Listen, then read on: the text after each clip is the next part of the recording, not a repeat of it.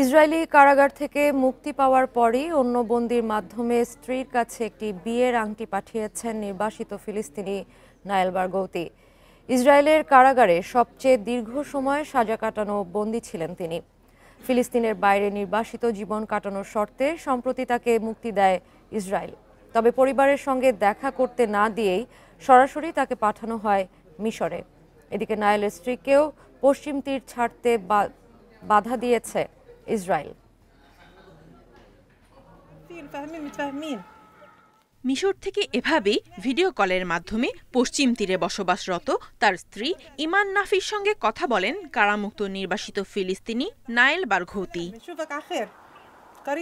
Israeli কারাগারে সবচেয়ে বেশি দিন সাজা কাটানো ফিলিস্তিনি বন্দী নায়েল। ৬৭ বছরের জীবনে ৪৫ বছরই তার কেটেছে ইসরায়েলি কারাগারে।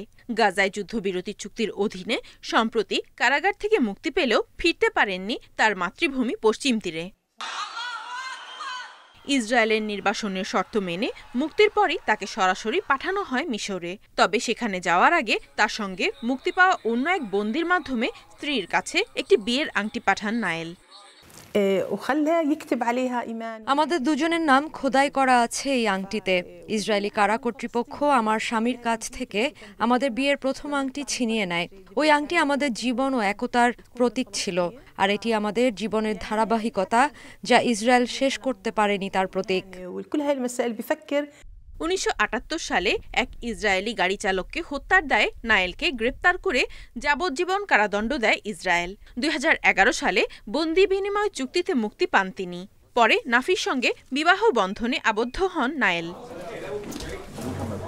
নাফি জানান, মাত্র ৩২ মাস সংসার করেছিলেন তারা। পরে ২০১৪ সালে বন্দি বিনিময় চুক্তি লঙ্ঘন করে আবারও নায়েলকে গ্রেপ্তার করে ইসরায়েল। এ সময় তার যাবজ্জীবন কারাদণ্ড পুনর্বহাল করে তেল আবিব। এরপর বাকি বছরগুলো কারাগারেই কাটে তার। তবে যুদ্ধবিরতি চুক্তির কারণে এখন মুক্তি পেলেও মিশরে নির্বাসিত জীবন কাটাতে হচ্ছে তাকে। Nadia Tabassum, independent news.